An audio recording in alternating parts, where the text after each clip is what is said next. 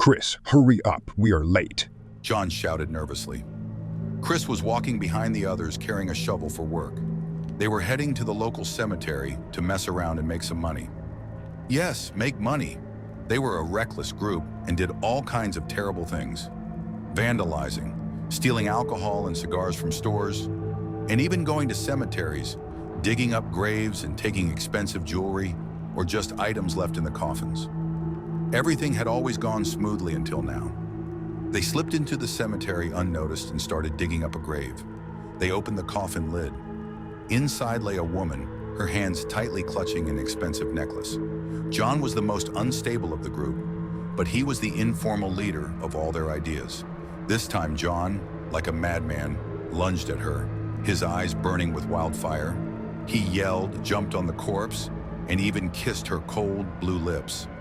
It was something unimaginably disgusting. This time, he had crossed every line.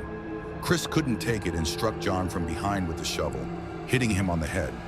John flew backward, collapsing to the ground unconscious. Guys, John's been acting worse and worse each time.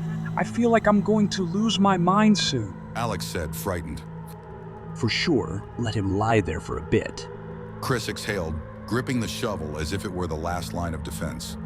I was always the quiet one, but I did the most important job in the group, finding new cemeteries, ordering the shovels, and dividing up the loot.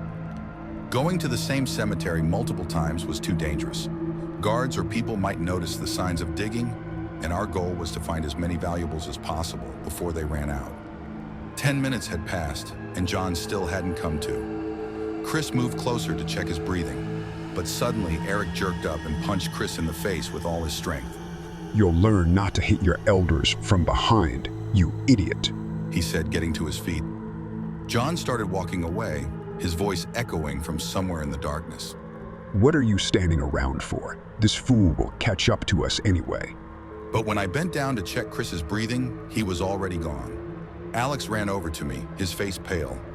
We realized we needed to call an ambulance, but John just scoffed and walked away, leaving us alone with our dying friend. The ambulance arrived half an hour later. A little longer, and it would have been too late. Chris was on the brink of death.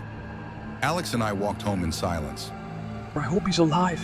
Alex muttered, but his voice was filled only with fear. I was woken up by an early call. Out of the corner of my eye, I saw that it was John calling. I picked up the phone and shouted, unable to hold back. Who calls this early, you idiot? It's already 11 a.m. Calm down. You're too worked up. Indeed, the clock showed 11:05. And you're too calm for someone who almost killed Chris. He's fine, I'm sure. He's not weak. So we'll meet at 9:00 p.m. as usual. John replied coldly. Wait, what about Chris? I'm not going without him. Alex probably won't be there either. He's not answering his phone for the 5th time. Where the hell is he? How can both of them not be there? How do you expect us to go to the cemetery? Relax. I think Alex will show up. And if not, we'll go just the two of us. The work will actually be easier, and besides, we both need the money.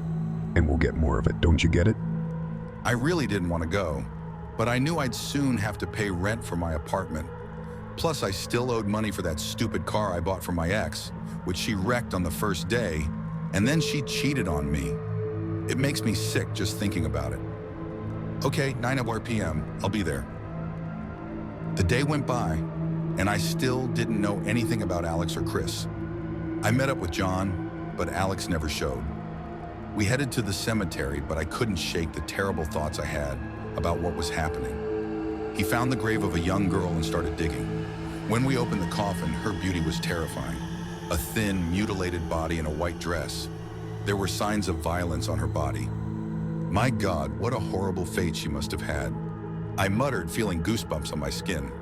But what scared me even more was John, who was staring at her with a hungry look. Let's get out of here. It's disgusting to rob a young girl. She's already been through enough. John, do you hear me? Relax, she's dead. I can do whatever I want. This freak was getting scarier with each trip to the cemetery. He only found a small necklace on her wrist, so he reached under her clothes. I couldn't hold back any longer and started yelling. What the hell are you doing, you sick pervert? Leave the poor girl alone.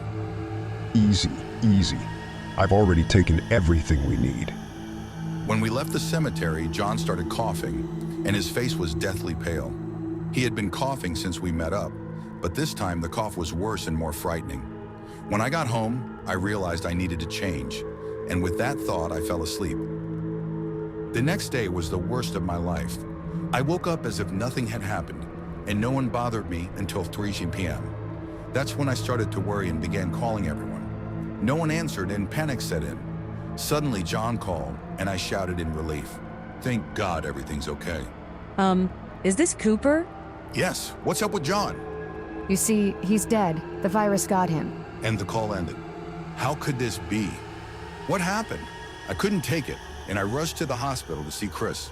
When I got there, I asked about him, but they stayed silent and told me to wait a minute. What the hell is going on? A doctor came out and told me to come with him. He took a pause and said that Chris was dead. He had suffered a severe head injury, causing a brain hemorrhage, and there was nothing they could do to save him. He had died the day before. What is happening? This is a horrible nightmare, please, I want to wake up. I walked out of the hospital realizing that only Alex and I were left. He was probably sitting in deep depression at home, so I decided to check on him. I rang the intercom, but no one answered. The line kept ringing, and I couldn't take it anymore and yelled, Alex, this is a terrible joke. Please come out. Son, why are you yelling? I'm looking for my friend who lives near you. Oh, are you talking about Alex? Yes, do you know what happened to him? Son, he hanged himself in his apartment yesterday. What do you mean? Who hanged himself? I fell on the ground as the realization hit me. John had died from the virus he caught at the cemetery from the corpse.